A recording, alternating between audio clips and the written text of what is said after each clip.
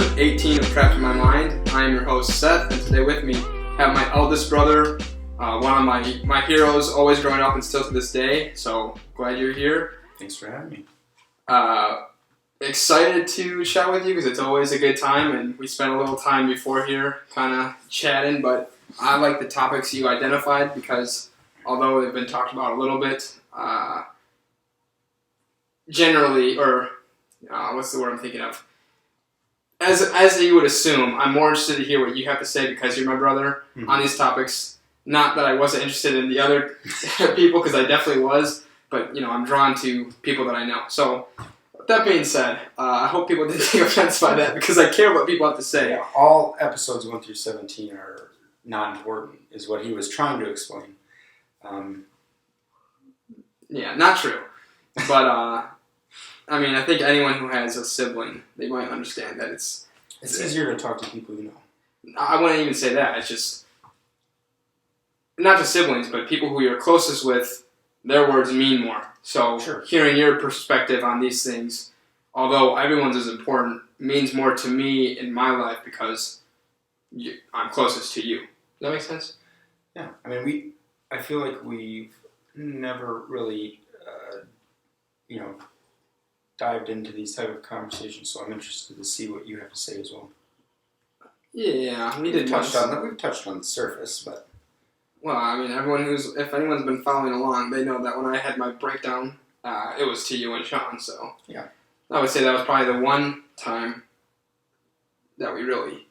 But that was more so for me, and then you guys kind of shared with it. So either way, excited to hear what you have to say. Sure. The first topic you identified was around anxiety and depression. I know, again, it's been spoken about before, but everybody has their own stories. So I'm curious, what about that you wanted to introduce? Yeah, I was listening to I don't know if it was the past one or the one before that with Kenzie, talking about anxiety and all that. And that, as we were talking at dinner, I could see myself on both sides of that conversation. I could see myself in your shoes, and I could see myself in her shoes. Growing up, I think it was pretty obvious that we always used to poke fun at Mom for being overly anxious about everything, right? She was the worry wart, and they were the most ridiculous things that we thought you could worry about. But I also, struggled with that a lot. And there were moments throughout life that kind of either compounded or, brought me to a tipping point to where it was anxiety growing and growing, and then it just hit a point where, I don't know if it was depression or whatnot, but kind of jokingly, I had my midlife crisis at about 25. I went out and bought a yellow Mustang and Orange, whatever. Ticonderoga pencil color, whatever it was, my dad used to say. But dropped a whole group of friends, got a sports car, and had a shopping problem. I had all these things going on, and it was shitty, and it was happening for a long time, and it wasn't like any one thing. It just built up. So it was something that I've learned about over the years, and I've learned to build tools to help with. And so I thought it would be something we can go and elaborate on. And, I kind of sparked it from watching Mackenzie's episode because, it seemed like she's dealing with anxiety as well. And from your standpoint, it was seeming like you also kind of wanted to approach it logically, and it's not always easy to do that. Yeah, it's definitely not, and that's one thing I know I have worked on and will need to continue to work on because, as we were saying, people come to you with an issue, you want to solve it. I think logically because I'm not in the position and I don't understand it, as where who's in that position, they have the emotion. But even though it wasn't on your topics you want to discuss, question I have, just because from your younger siblings' perspective, these aren't things I noticed. When I looked at you and Sean, I always just saw cool dudes who had their shit figured out, and I was like, okay, that's how I want to be. Mm-hmm. How can I achieve that without like asking you because I didn't want to seem like I didn't have it figured out. Did you ever feel like there was pressure to set an example for Sean and myself? Yeah, I mean, and we kind of touched on this at dinner, but like I was telling you about how I would reflect on, you know, kind of how I was, how I would tease you guys growing up, and how it was kind of like a me outwardly like channeling my own insecurities with you guys.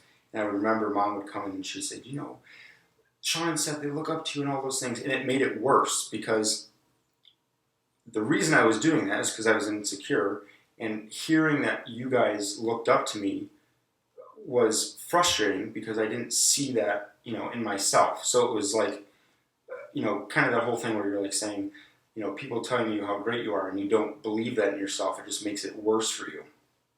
So it was frustrating to hear that. I didn't like when you guys would try to copy the clothes I would wear, or you would try to do all these things like I would do, because, you know, I didn't even have that all figured out myself, and I felt, you know, stupid or whatever it was, and I was getting made fun of for certain things, like the stupidest shit. I remember in like 6th grade, I remember like someone had made fun that I was wearing socks with like the Adidas slides, and it just ruined my fucking day at school, and I'm like, oh my god. And so when you guys would try to emulate me in doing those things that I got made fun of, it was just so frustrating, and I would just lash out back at you guys. And it, you know, it wasn't fair, and it was mean, and I can see that now as I've grown up. But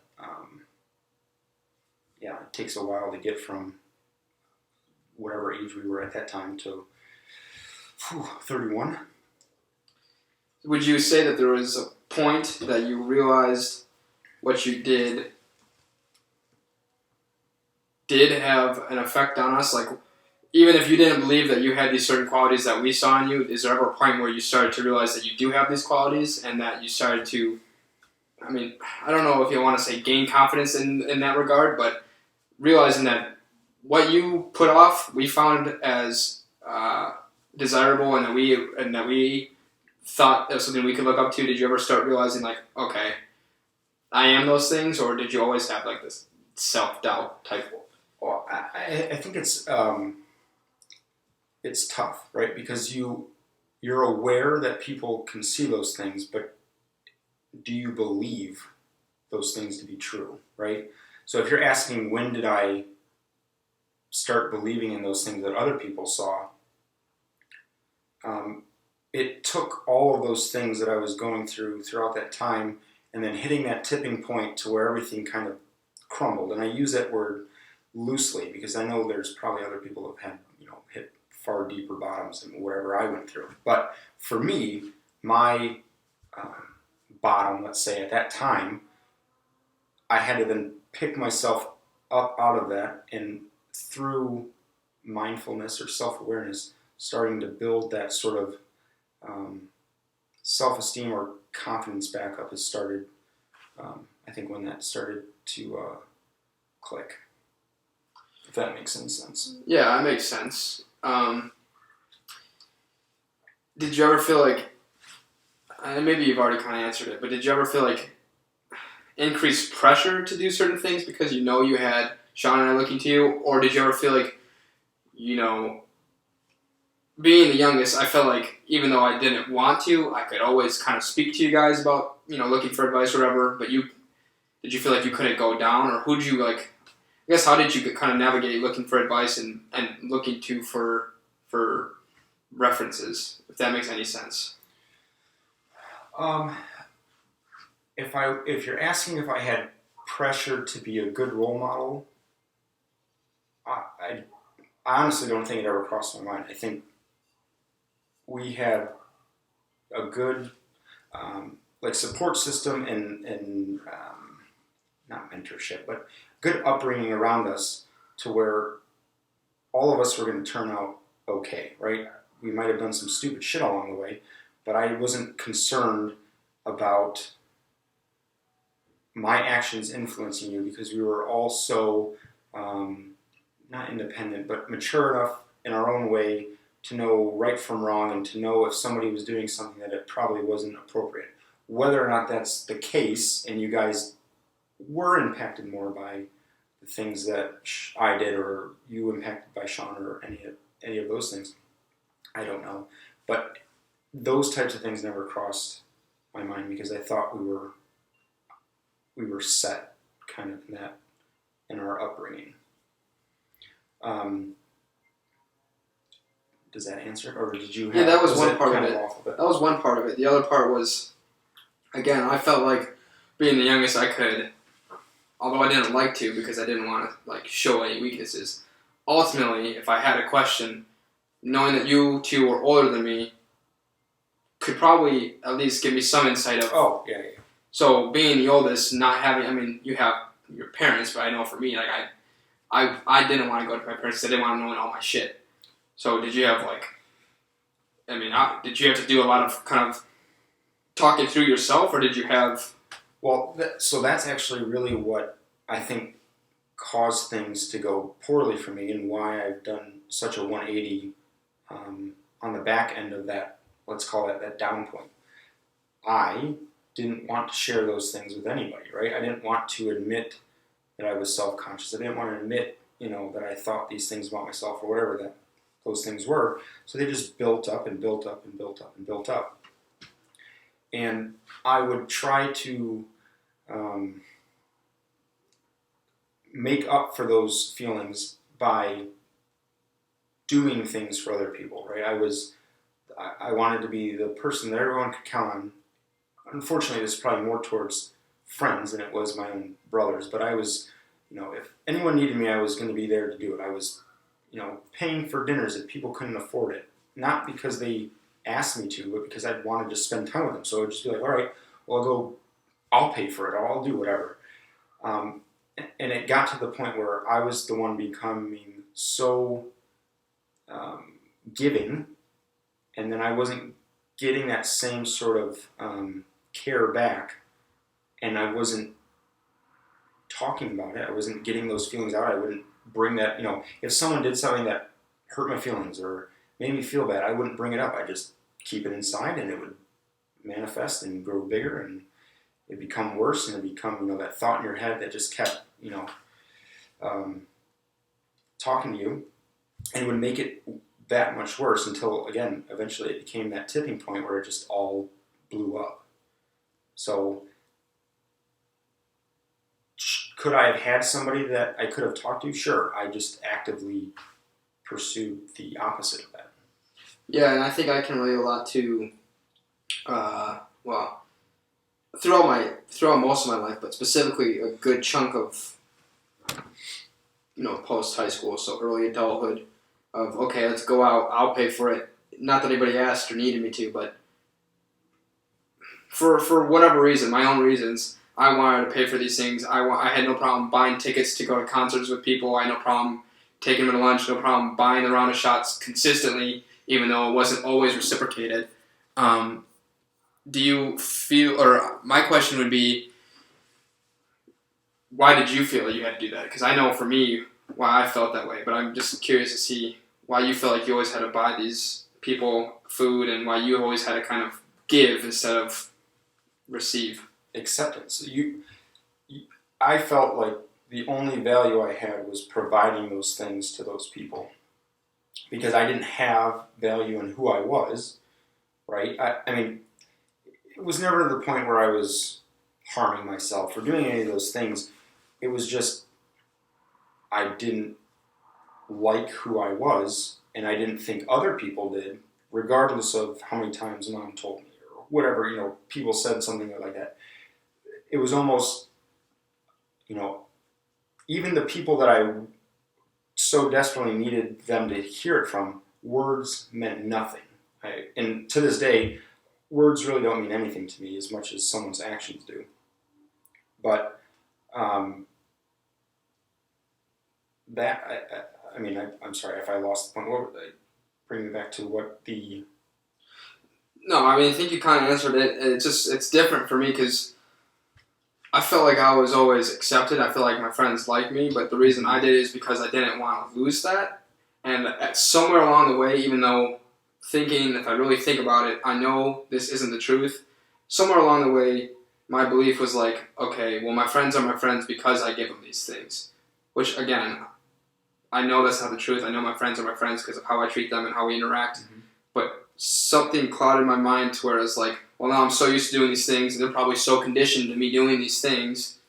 If I stop doing them, are they going to feel like I no longer care? So I felt like I built such a reputation for myself to where I had to keep following it, and that's why I kept doing it. I was just wondering why you kept doing that. So, you said what I was trying to say, but did it poorly. So no, that is exactly, I guess, what I'm trying to get at, is that I would do it because I thought that was the only way that I thought that I provided any worth for them to stay there and to keep doing these things. So I felt like if I cut it off, what purpose would I have, right? Who's going to buy, Steve's not going to buy dinner, well, why is he coming out to dinner? And I think what part of me, what accelerated all of that was that when I did run out of money, like there was okay, so I guess to step back, how some of this started to go haywire is I got an opportunity to work in Chicago for a summer, and I was making a shit ton of money for my age at the time, right? I was getting paid hourly. I was getting paid time and a half because we were working 70-hour weeks. I was getting paid per diem, so untaxed. I was just getting money just to be in a different location than my home. And because I didn't have like rent or anything back home, I only had to pay for whatever portion I was there for. The client we were there for, if we went out, or if we took them out, which we did almost every night, that was write-offable or reimbursable. So for my age, I was making a shit ton of money. More than I knew what to do with. I wasn't financially savvy. I didn't know how to budget. I didn't know how to do any of these things. I knew how to spend. So when I came back, I was doing all these things, and it quickly dried up. That was just in a 3 or 4, maybe 5 month of a summer, and then I went back to school. And I did have my own bills, right? I had a car bill. We all had to pay our own way for the most part. So all of that stuff started drying up based on the rate I was spending. And so I couldn't afford to do all those things I was doing. And coincidentally, I was also, people weren't inviting me to come over. So I would, and these all sound like when I was trying to explain it to the people after the fact, like, years later, it all sounded so stupid and petty because of what it was. But it was like people would be watching the football game, and I'd get, I don't even know if Snapchat was around, but there was some way that I would see a picture of everyone hanging out, and I wasn't invited. I'm like, what the fuck? And they're like, oh yeah, just come over. And I'm like, you guys didn't think to invite me? You just were going to hang out, and I had to I don't want to invite myself over to your whole thing. And it was things like that from people where people just, again, actions were speaking louder than their words. And I connected those two as causal rather than maybe they just happened to have happened. I lost money and they were happening, and I put those two together. And so it just, in my mind, proved the point that my only worth was doing these things and whatnot and being the giver. And that was the tipping point to where it all kind of just crumbled. And then I went through that midlife crisis and went and tried to buy things to make me feel like a better person than I was.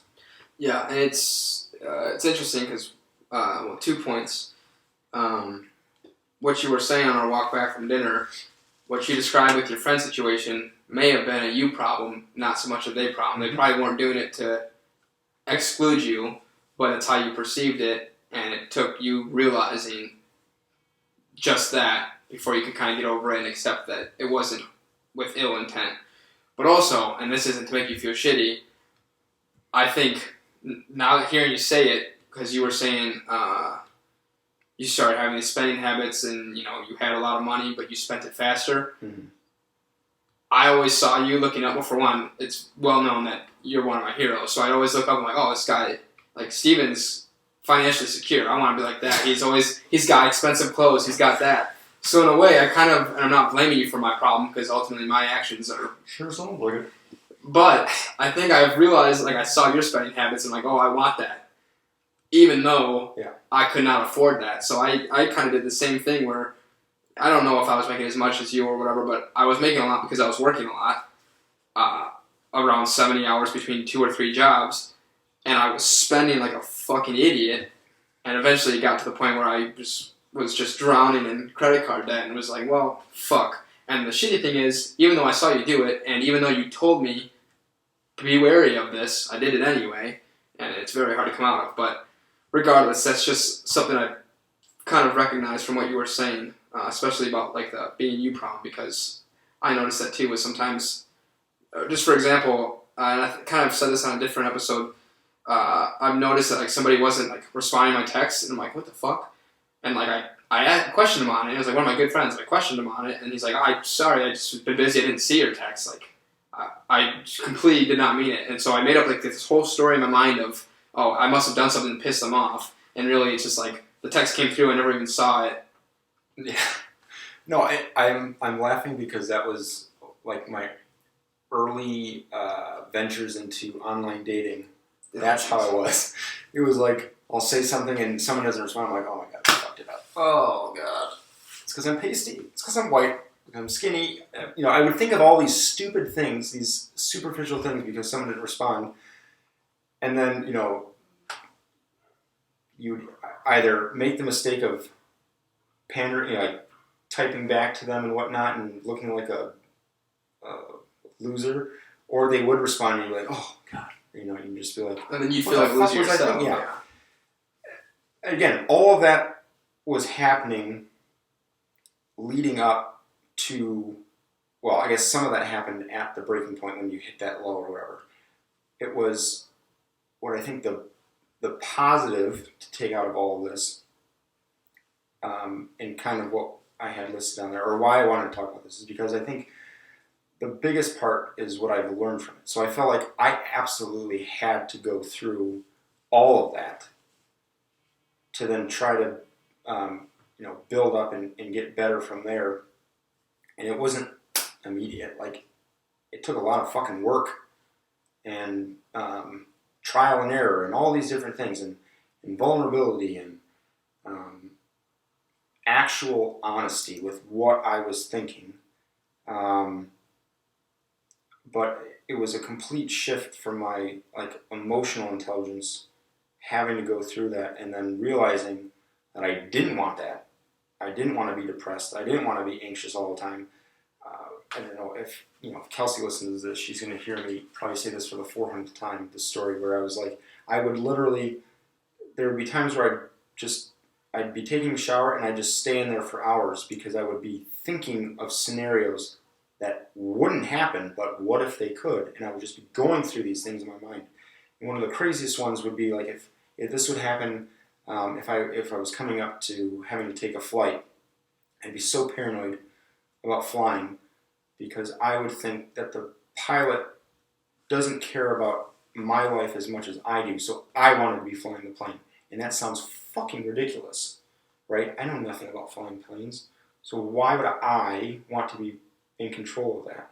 And that'll come back to some of the tools that I've had to build up in this whole process. But it was those types of just random, they don't make sense at all things that would just paralyze me from doing anything. And I hit the point where I was like, I don't want this to be my life anymore. I need to get out of this. That came at a time when I was in college and I was taking marketing classes. So we're looking at psychology-based marketing, so consumer behavior and all these different things. And it was like the perfect time because you learn all of these different things about how we use psychology and all that, and it just allowed me to dive deeper into those things and understand how, why, and all those things that we think. And really helped me, in part, in a very small part, dig out of it. And there's been other things that have helped tremendously with those tools to get out of the spot that I was at. So how did you know, when did you, if you remember, know that, okay, this is not how I want to be mentally. I'm feeling depressed and feeling anxious, and I've noticed it's lasted a long time. When were you able, or how were you able to recognize that and then start trying to make changes for it? Well, I think my addiction, we'll call it in this case, was shopping and spending things. So, if I felt like if I felt poor or gross or whatever, I would buy clothes to make me feel not that way, or I would buy cars to make me feel like I was I was cool or whatever it was. And because it was a financial based thing, not having fucking money was that moment. Like I remember before I graduated and I was still making entry level money or whatever. I would make enough money to pay off just enough of my credit card to then refill it back up with what I had to pay. I was barely making it. And that sounds silly because, I'm living at home at this time, and it's like, well, didn't you just have your parents to fall back on? But no, I think part of what they taught us is that, we have to have some accountability there, right? So I was sick and tired of having the stress of having to try to maintain that. I was sick of feeling that way about myself. Again, I had basically abandoned that entire friend group altogether because of the connection I had made about what they thought about me. And it was just, I was in a miserable spot, and I didn't want to be there anymore. And I couldn't financially be there anymore. So I had to do something about it. I mean, there was no, nothing else other than probably just by force, right? Do you think, I can speak to it first person. You said you felt uncomfortable with not having any money. What would you say could happen if you start becoming comfortable with, okay, well, if I pay just this amount, then I can spend this much amount, and still having no money, but now you're so used to operating in that way where you're operating at such tight margins that now, it no longer is enough to pull you out of that, because I guess I'm asking for myself, and I've gotten better about it, but it's still a tough battle, because it's like, well, I'm making, a good amount, and I'm still paying, breadcrumbs, but it's not enough to make me do a full 180 and stop spending and just dedicate myself to that. So did you ever have that point where you were kind of comfortable with living on tight margins, or was it just, okay? No, I mean, I had to do it, right? I had to do it. Well, I guess there is a small point. So when I graduated and then I got brought into, a big boy salary, or what it was at the time, at that point in time, when I got breathing room, right, I don't have to tread water anymore. I can pay off my credit card. And I'm not talking like I was in massive amounts of debt. This might have had a limit of like $2,500. And I loaded it up, but I was not making a lot. And I had as many expenses to get me to that point, and I had a shopping problem. So I'm trying to keep this relative. It's not like it was, tens of thousands at this point in time. But I get a job that allows me to get breathing room and make that space. And again, just by happenstance, I come along a book that teaches basically financial literacy. It's called I Will Teach You to Be Rich. The best book I've ever read, or it might not be the best book ever. It just might be the best book at that point in my life that I needed. Taught you how to budget, taught you all these different things, what to focus on, what you can just ignore, and it allowed me to become good with money. But that's one thing. But to your point, I didn't fix the issues that I had. So now I had money and a spending problem. So now what was a $2,500 limit credit card, now I'm allowed to get more. I get more credit. I'm financially savvy, so I know how to bend the rules, and I know how to shift money from different spots, and I know how to take advantage of zero interest credit cards and whatnot. And so I guess in that point, I was working with breadcrumbs because I built myself into another issue, and I had to live tighter than I wanted to, but I was smart enough to know how to do it based on, all that stuff I was reading and whatnot. But I still wasn't comfortable. I didn't like having debt, and I didn't like having to buy things that I would regret. I mean, it got to a point where, I guess luckily with a shopping addiction, right, it's different than drugs or something else, right? If you do drugs, you can't undo that. You inject yourself, you can't take that out of your shopping. You can go buy something, you can return it. Luckily, I got to the point where I would make bad decisions, but I wouldn't take tags off whatever, and I could go return it. And that was the first little progress that I made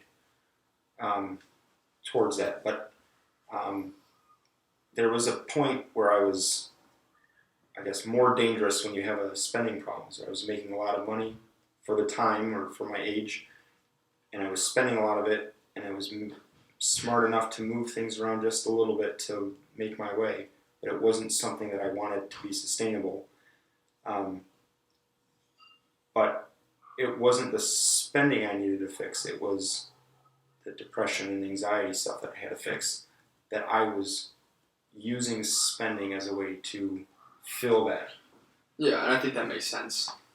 And, I mean, it's kind of funny how much we can relate in that because, again, would have certain amounts of credit that would be, given to me, and have a certain wage that would kind of coincide with that, and then I'd get more compensation and then more credit. So then it's well, now my problem just became this much bigger because at $2,500 it was manageable, but now at $15,000 it's well, I'm gonna spend it because I have it and I'm making money, so I can replenish it quicker. But it's if I would have just attacked this when it was smaller, it would have been a lot easier to attack than when it's exploded into such a large amount. But regardless, I know you said you kind of want to speak to some of the tools and lessons you learned on how to combat anxiety and depression. I don't know if that's where you want to go, or if you want to talk about how social media kind of breeds anxiety and depression. But either avenue you want to take, I think this would be a good point to kind of explore that. Sure, yeah. I guess we can start with, we can touch on a little bit of those tools, and I think maybe we can bring it back when we talk about your TIMMBIT or whatever. But what we were mentioning at dinner, there was that one guest you had that talked about mindfulness, and I could not agree more. Kayla. Yeah, Kayla. Shout out to Kayla. I could not agree more. That is one of the most important things. Through that whole depression, anxiety thing I was going through, I had gone to see a therapist a few times, and I had gone, and I'm just the whole time, it's just it felt so forced. Well, how do you feel? How does that make you feel? And all this, and you're I don't need you to fucking coddle me. It was more so I needed to vent, and I needed to actually come face to face with these thoughts that I was having. And I think that's probably why people find journaling cathartic or anything like that, because you can write it out there. I think for me, I didn't need to talk to someone who was going to agree with me. I didn't need advice. I just needed to say things either to myself or to people and get that out there. And what helped me the most was actually being able to talk to Dad. I was able just to say all of these things, and these could be things that were just mean and cruel, but they were the most raw things that I could think of that are swirling in my head that are causing me to, I can't focus on work because all I'm thinking about is this. But being able to talk those things out, somewhere along the line, I was able to become mindful of what was going on. And then combine that with, again, at the time I'm looking at, consumer behavior. I'm taking all these different psychology things, and I'm starting to piece these things together.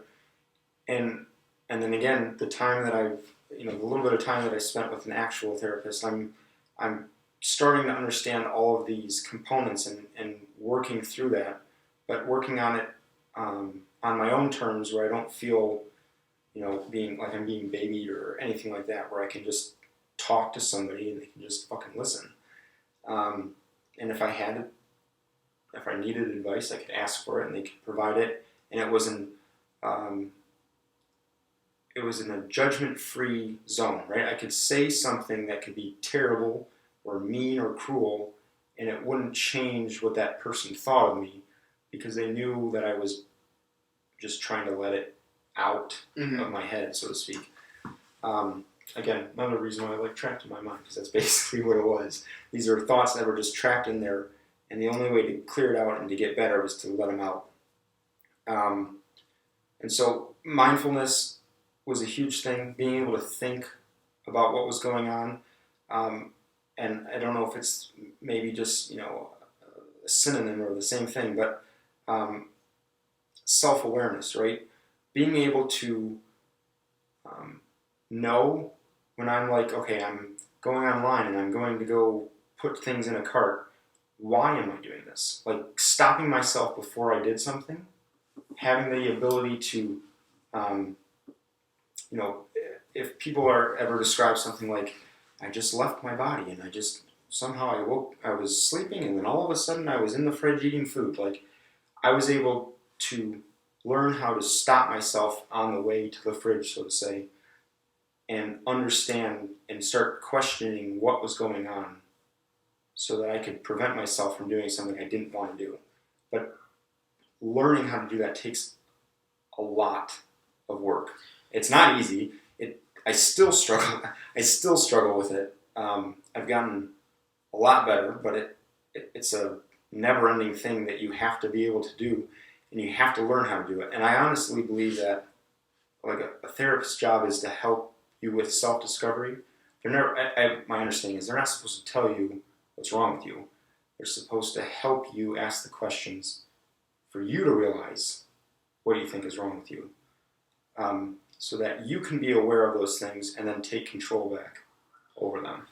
Yeah, I think it's good that you were able to vocalize them, because I know for me, like, there's some things that I do that I know is wrong, but it's like, if I'm just asking myself, I'll challenge it a little bit, but as soon as, like, I can't think of an answer, I'll be like, alright, well, that was enough thinking of that for one day. But if I'm saying it to somebody, and they might be able to, like, kind of keep poking me, like, why? And I've said this before, I don't know if it was on the podcast or to somebody, but, one time when I was feeling really shitty, I went to your house, and I was saying I was upset because of this, and you'd say, why?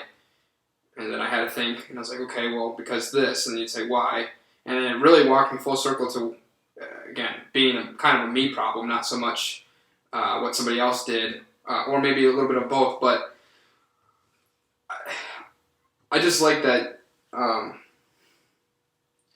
the self-awareness thing, because it's not just self-awareness, it's being able to react to that, because I would like to think I'm pretty self-aware of my flaws and the things I do, but when I try to question myself on why I do those, oftentimes I don't have the answer. It's like, well, I do it, and I do it consistently, and I know it's not something I want to be doing, but what is making me do that? And so that's a skill that at least I know I have to work on, because I don't have the answers for that, and I don't know how to find them. And maybe it'd be therapy, maybe it'd just be saying exactly what I'm thinking outside, out loud to somebody.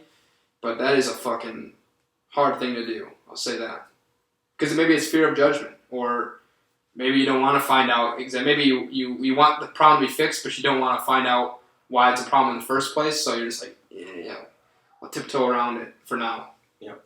And that's why I don't know if I can pinpoint a specific thing I read or steps that I took to get to that point, but the tools that I use now are just that that questioning thing, right? I say that everything has got a layer like an onion to it. When I, if I'm talking to somebody and they're going through it or whatever, it's like, why are you anxious? Well, this, and that. And it's like, okay, so what about that makes you feel that way? Like,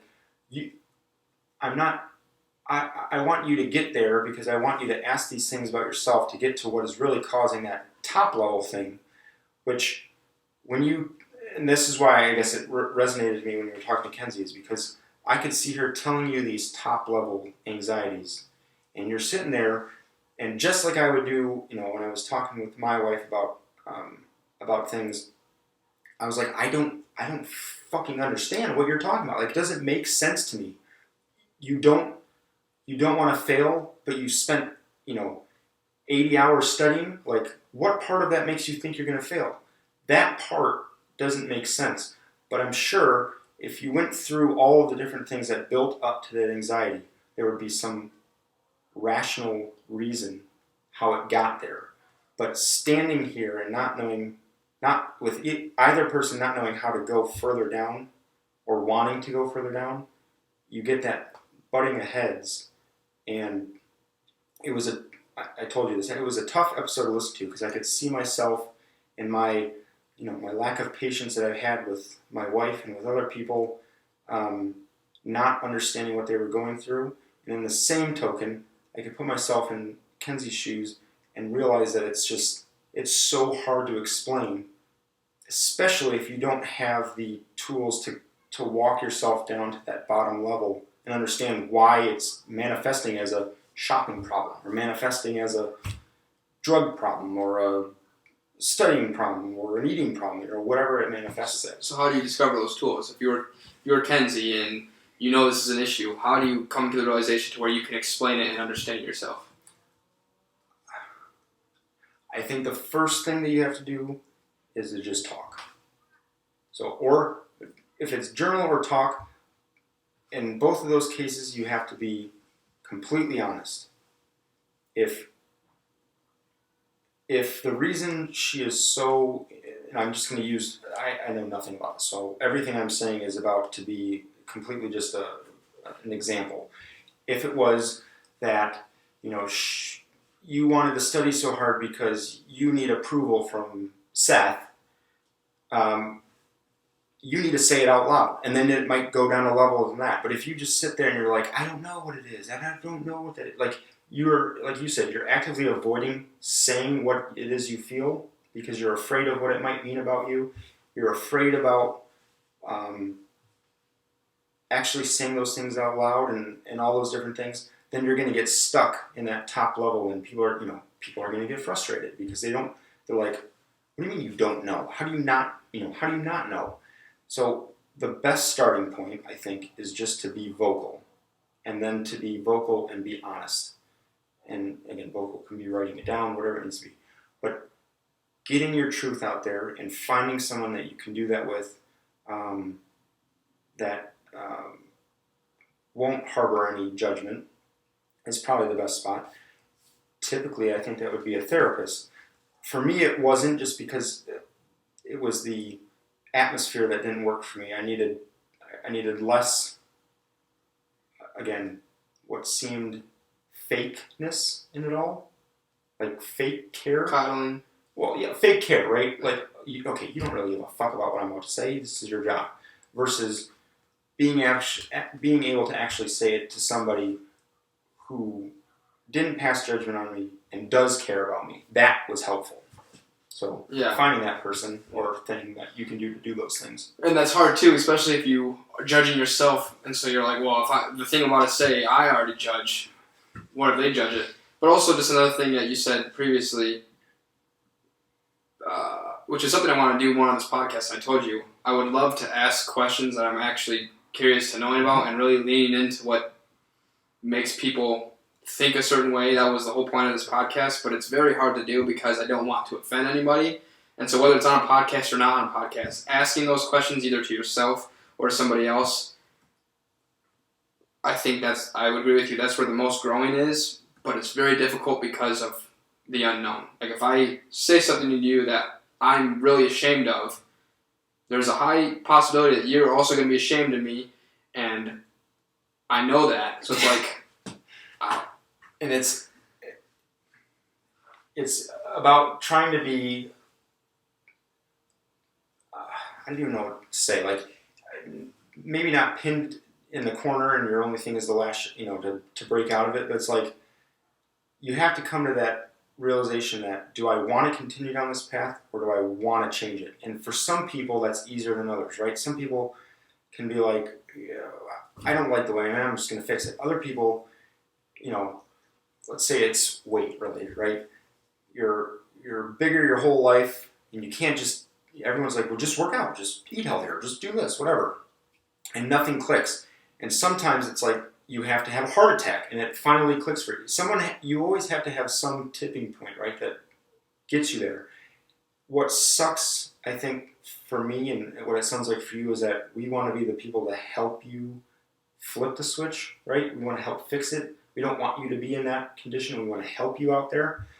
But it's all, what I'm finding is that it's all unique to the individual, and it's all that person's responsibility. All you or I or anybody can do is just be there to help support them along the way. So for me, again, I didn't have Dad just flip the switch for me. I was able to talk to him, and that helped me get past it.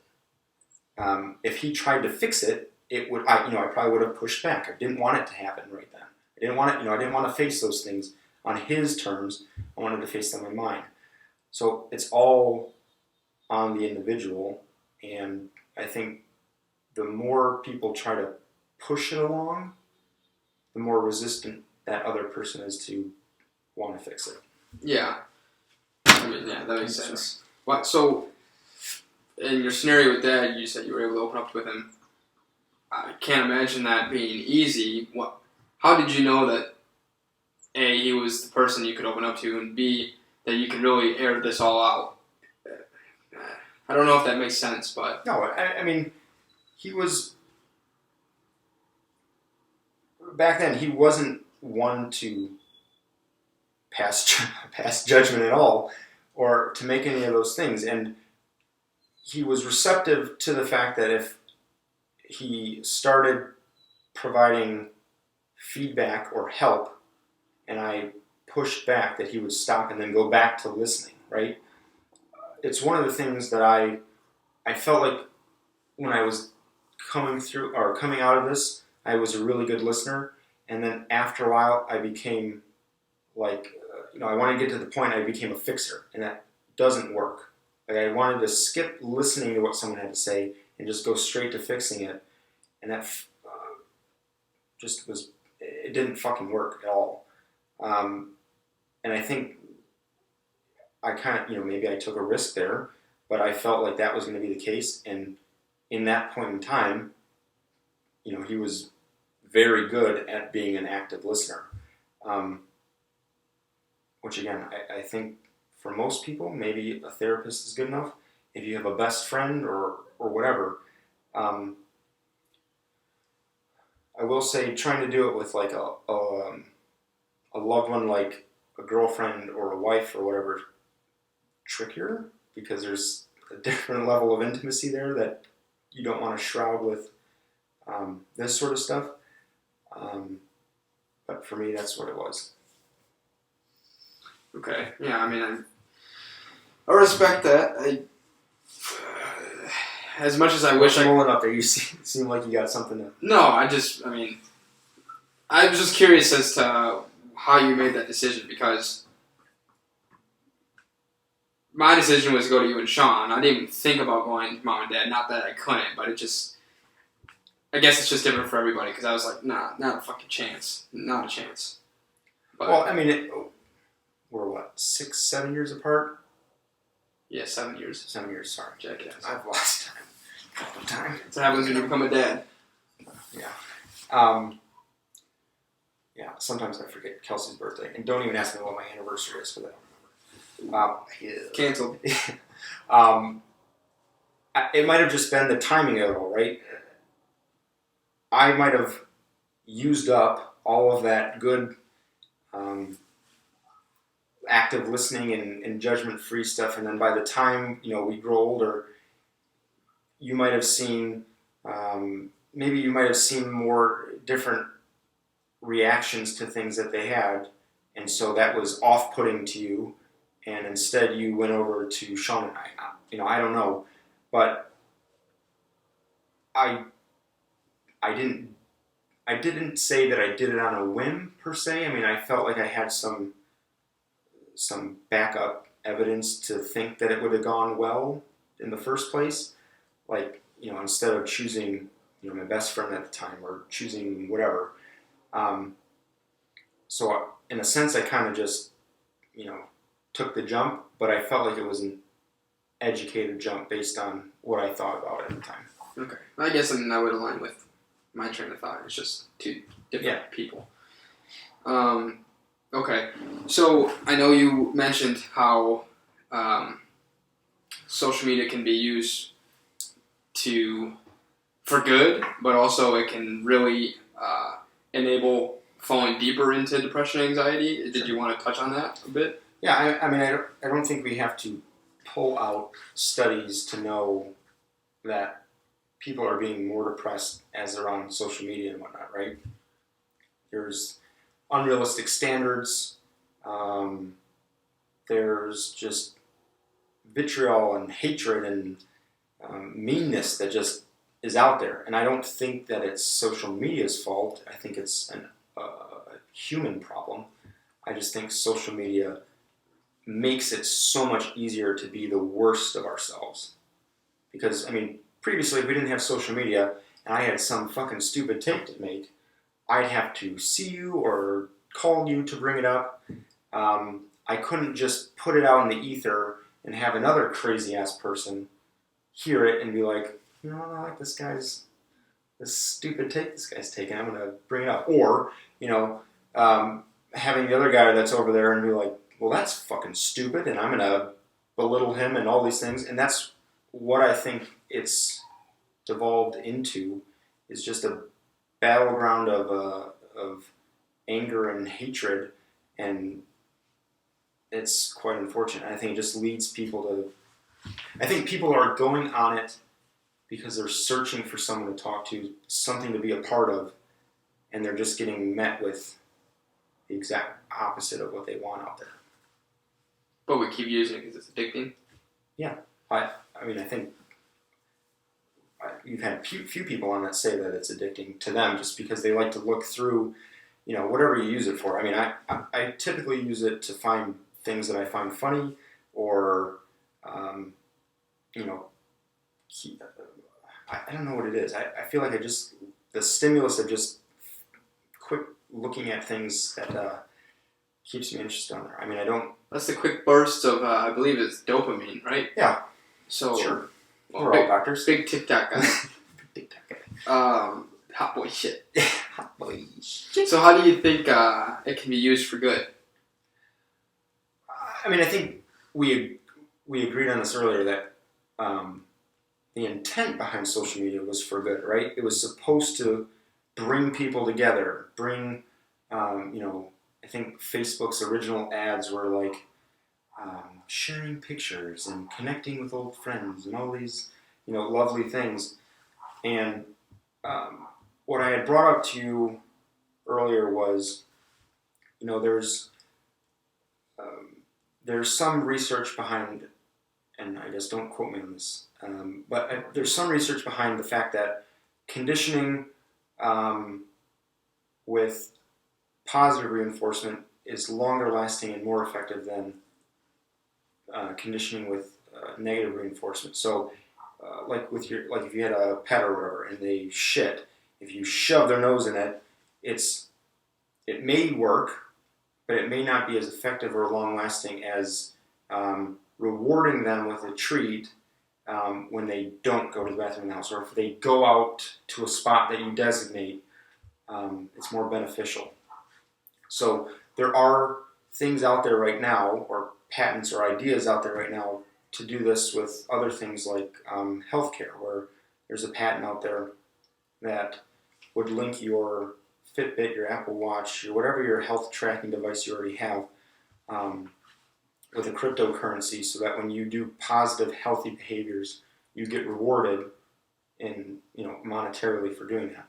And I wish there was a way to do that with social media, where we gave positive reinforcement for people acting in a way that was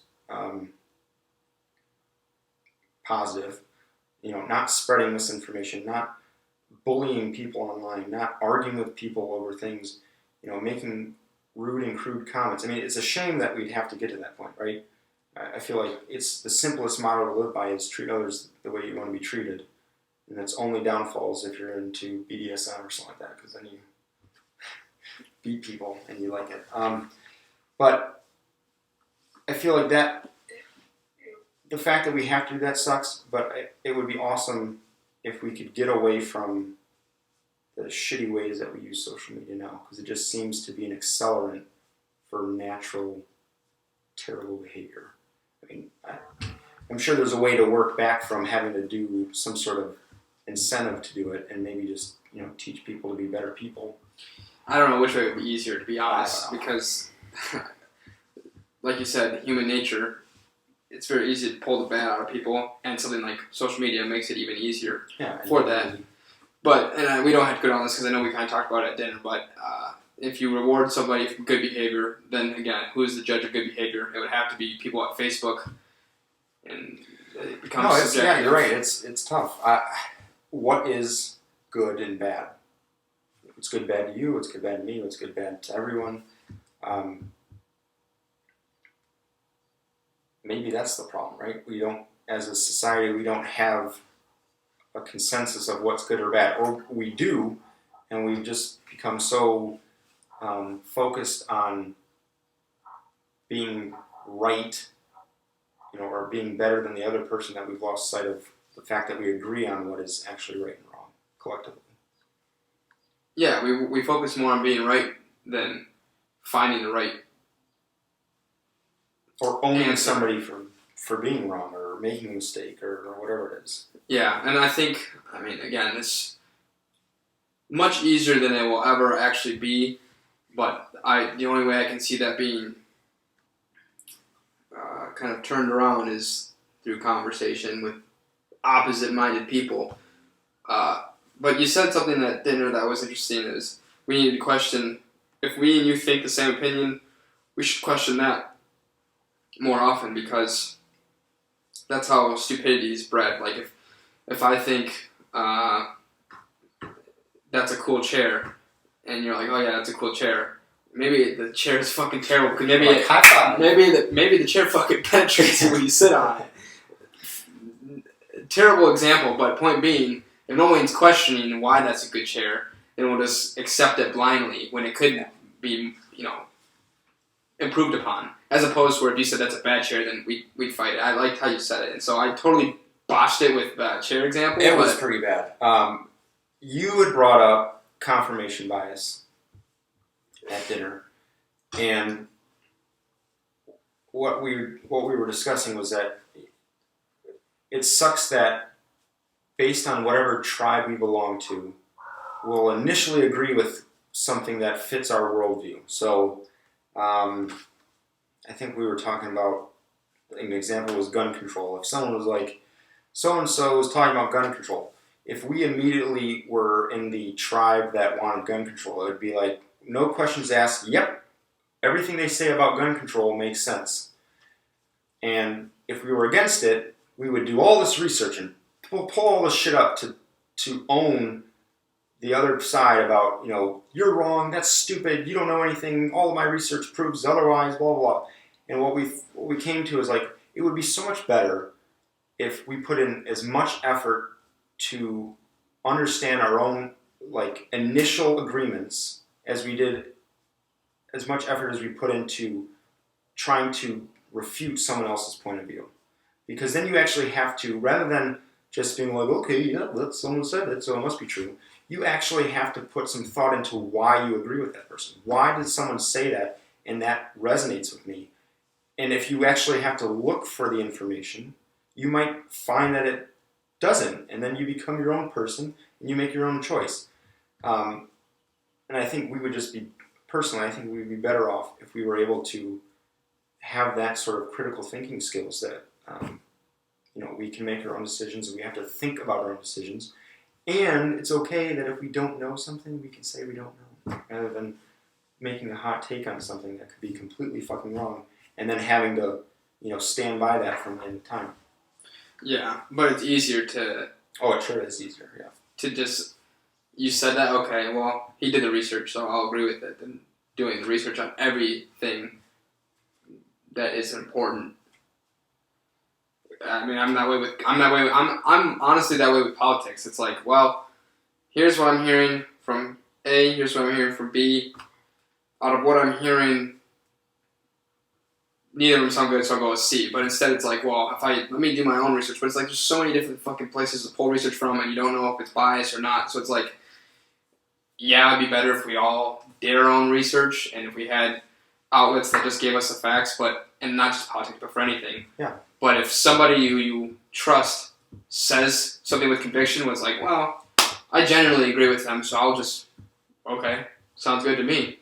And these were all things that we were taught how to manipulate in marketing. And why I was so fascinated by it, and I know when Dad hears this, he'll know how many times I told him I absolutely fucking hated it. I hated how easily we're manipulated and how easy, we're exploited to do these things. But I remember one of my teachers saying along the lines of, like, humans are dumb, stupid, lazy, or something like that, where we want the easiest route to, the end result. So, keep going. Is that the action, or is that the award I music? didn't have it muted. Roll off. But, so, in that same, sidetrack, man, we gotta come back. In that same vein, like, we don't put research into our products, right? We look for brands we like, or we look for buzzwords, or whatever it is, to just quickly make a decision, because we don't have the time to, when we're at the grocery store, to look at ketchups and be like, was this one sustainably sourced? Is this one this one? Does this one have, chemicals in it that I don't want in my body? So marketers know this, advertising agents know this, and they make it so that we can make the quickest decision possible, more so based off of, emotion or any of these things. And we're seeing that in everything else, politics and all these things, which is why, I feel like the hypocrisy statement is like the largest argument against someone else right now, because one side will say something and defend it, and then the exact same or very similar thing will happen on the other side, and they'll totally chastise it. And both sides are arguing over who's shittier, and in reality, they might both be terrible things, and we can't just own that they're both, terrible things that just happened. And it's because we just want to agree easily with what we already believe. And if we're challenged on that, we don't like being wrong. We don't like being hypocrites. So we either double down and try to find any excuse as to why we aren't those things, or how to prove in our own mind that, you're actually the idiot, or whatever it is. And when you say, do your own research, that's another thing that just fucking irritates me, because I think a skill that is not taught, and I think it should be, is critical thinking. Like you said, how do I know what sources trust and all this information? And a lot of what we're seeing now, I think, is that people are just finding things, and again, they're looking for things immediately that agree with what they're already thinking, and then that's it.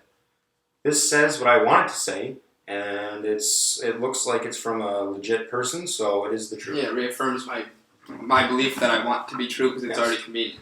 But also, real quickly, you said, and you gave the example of a ketchup bottle. Like, is this one sustainably sourced? So not only is it you don't have the time to do that, and it's difficult to do that, but then you also have the group that, because they don't want to do it, they'll put you down like, oh, you fucking care about that? You give a shit about that? Yeah. So then it's like, well, okay, well, now I really don't want to, because now not only is it hard to do, it takes my time, but also I'm being judged by everybody else because I want to do it. So it's like you have three different forces working against you to want to be better, that you just ultimately will cave in and be like, all right, well, here's the one that at a quick glance looks the best, so I'll take it. Yeah. And I know a lot of people like to blame the media, and in part I would say obviously it's their fault, but they are doing it because we buy into it, right? Yeah. It's our own nature, right? If we play into these things, then that's the point. If someone gets famous on spewing shitty information and all that, they're only allowed to do that because people consume it. Yeah. So, you know, you always see the thing, well, why don't you see news stories about positive things all the time? Because nobody fucking wants to hear about positive things. They like drama. They like the murder. They like all these things. I mean, they don't like that they happen, but they like the drama out of it, and that's what sells. So that's what is pitched to us, and that's what we consume. And as soon as that becomes dull or boring, we go on to the next thing, and then media and all that stuff shifts to that thing. Yeah, that shit pisses me off too, because, again, that's all we see. But then on Twitter, it's like, every time, let's say, and again, it's shitty, but a mass shooting happens, right? People go on Twitter, why is this the only thing that's reported? But it's like, you're talking about it right now, so it's clearly working that's being reported on. And is it the fact that it's being reported an issue? No, but, and maybe that was a bad example, just... Well, no, because to go off that example, if nobody said anything, then you'd have other people that are like, why isn't this being brought up? Like, there's never going to be any sort of happy thing. So you're either going to have people getting what they want to consume, or pissed that they're not getting what they want to consume. Well, so that's what you see with, and this could open a huge conversation, but it doesn't have to. Or you pass our time and you put the music on it. Well, regardless, you saw this a lot with, like, the whole, and it's not just this past year, it happens often, but the police brutality thing, right? You have one side saying, all people talk about, or all the news is showing, is the police brutality on the black community. And then you'll have somebody from the other side saying, oh, well, there was a white guy shot last week, why aren't you showing this? It's like, what can we show? Because if we only put emphasis on one group of people, another group's pissed. But if we don't put emphasis on the other group of people, this group's pissed. You're looking at me like I'm not making any sense. No. What you're describing is that they're selling to their two target audiences. Yeah, but the shit that's annoying is that's dividing us, because they know that one group is very passionate about this and the other group is very passionate about this, and so they'll exclude one and then so how do you stop it? I don't fucking know. I have no idea, but it's just annoying. Don't participate. Yeah, and I don't think that I do, especially not publicly, but that's not just talking about myself. I'm just talking about in general. Yeah, not participating. But again, if the media makes money by selling us something, yeah, we're buying it. We are buying it. So if we want to buy X, they will sell us X. If we want to buy Y, they will sell us Y. So if you are consuming X, why would they go and jump over to a new product until you force them to? Right? I mean,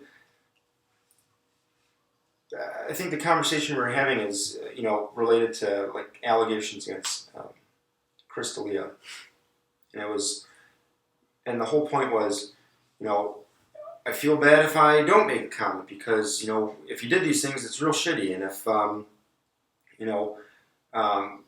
but, if you support the guy, or if you still listen to his stuff, you're going to get canceled by this side. And it's like, what is so frustrating is that, these things could start legitimately, they could start off a basic rumor and all these different things, and it's like, the more you perpetuate it, the more it becomes bigger. Like, if someone said it and nobody took off with it, nobody said, then what? Like, if it was just a rumor, it would die. And if it was something legit, you'd hope that sort of thing would get resolved and you'd get it out there. And then you can make an informed opinion on it. But there's so many things that I've heard that people have said that when you find out what actually happened, it's like the game of telephone, right? One I was person just says going to something say that. and it just goes down the line, and you're like that's not even remotely fucking close to what happened. And it's more so evident when it's like a topic that you know a lot about and you hear it just so bastardized.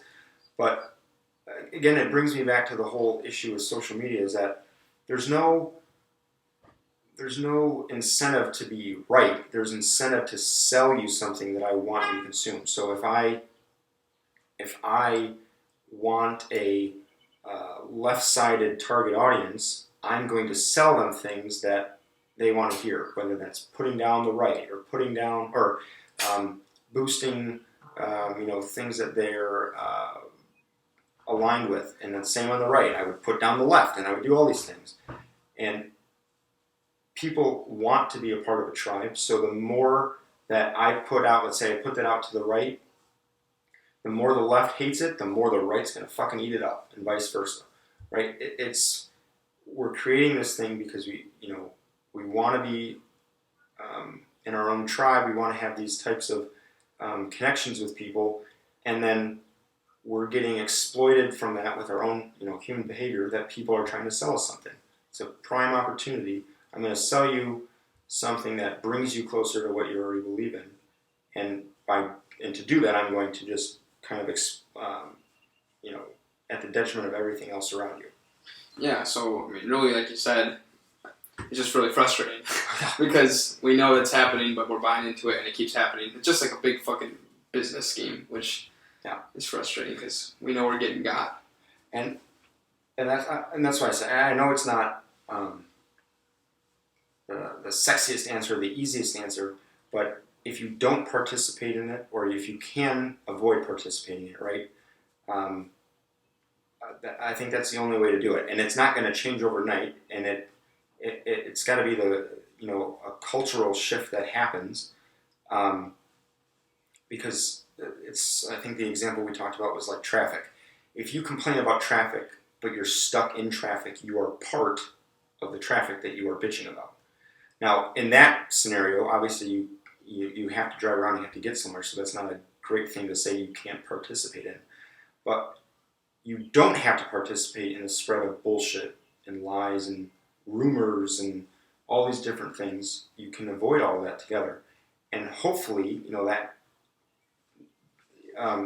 bringing it back to what you said, if that behavior kind of rubs off on people that look up to you and that catches, that goes viral and whatnot.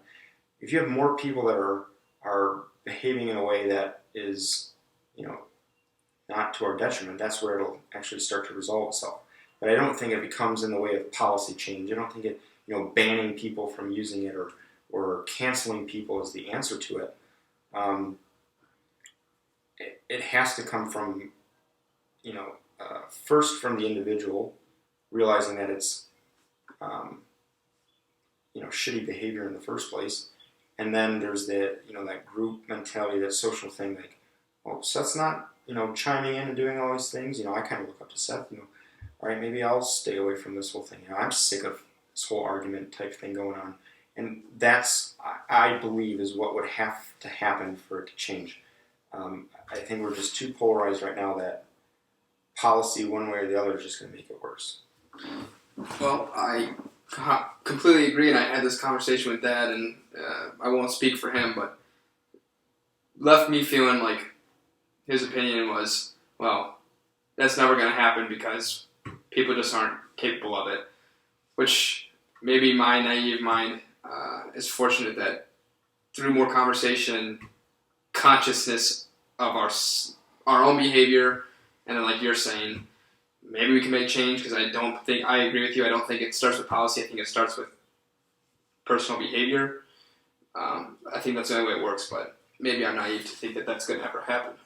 Well, I mean, you can be naive to think it's ever going to happen, but does that mean that you aren't going to do what you can about it? No, and that's what I said. Yeah, so I'm saying, and I think these are all just symptoms of the real problem. And what I was, super excited about when you wanted to start this whole project was that I felt like this sort of thing, conversations, the mindfulness, the self-awareness, all of those things are what's really going to help it, because I feel like people have so many issues that we're either afraid to talk about, don't feel comfortable, think we're going to get chastised, think we're going to get judged, that we just bottle up and we're just becoming mean, angry, hurtful people. And it might not be, in our day-to-day life with the people we interact with in person, but it's so much easier virtually to be an asshole. Yeah. And then if you're all pent up, that's the easiest spot. There's what repercussions are there, really for the average person being an asshole online? Not much. Not the average person, no. Yeah. Celebrities, yeah, but not. If you don't have a microscope on you, you can pretty much do whatever you want online. So, all right, well, 15 minutes passed, not a big deal, but you know how I like to end these. So, do you have a mental health tip? Yeah, we'll go right back to what I've been preaching this whole time, is that however you start, just start by letting it out. So don't be trapped in your mind. Let it out, whether you have to write it, talk to somebody, talk to yourself in the mirror, whatever it needs to be. Start with that, and then from there build on it. Start being honest with what you're saying. But I think the worst thing that you can do is to just keep it bottled in. So however you have to get there, for me it was starting by just talking and then working my way from there. But you would say that it's important to find a person to open up to. Or would you say writing works? I wasn't much of a writer, but as we're talking about it, I can see how that helps, right? Because you can say things honestly and there's zero judgment because it's just a piece of paper. So that could be, and that's why I can understand why that's been something that people have recommended for therapy and all those different things. With the ultimate goal is that it just needs to get out of here, it needs to come out. So that would be my mental health tip to start with. So have you ever heard of the song Trapped in My Mind by Kid Cudi? Yes, you've played it for us many times. I don't know that that's true, but yeah, it's a good fucking name because it encompasses a lot of my internal struggles. Regardless, thank you for coming on. Thanks for having me.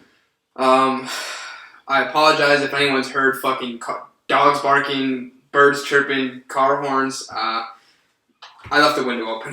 There's no other way around it. So hopefully it didn't bug up the quality of the sound too much. But anyway, if you want to come on the podcast as a guest, please let me know at TIMM podcast. That's my Instagram. I'm done saying email. I said that before, but I'm actually done saying email. Or just text me or whatever. But or you can fax them at 734. No, that's all I had. I don't know a fax number. Can't you fax cell phone numbers? Yeah. Okay. That's well, the anyway. fax line. Anyway. Oh God, Seth. Boomers are gonna roast you. Yeah. I'm terrible at the formalities of this, starting and ending really bad, and some transitions too. I'm not a fucking therapist. I'm not somebody who conducts talk shows, but here I am doing it. So we just roll with it. So until next week, thank you guys, and see you later.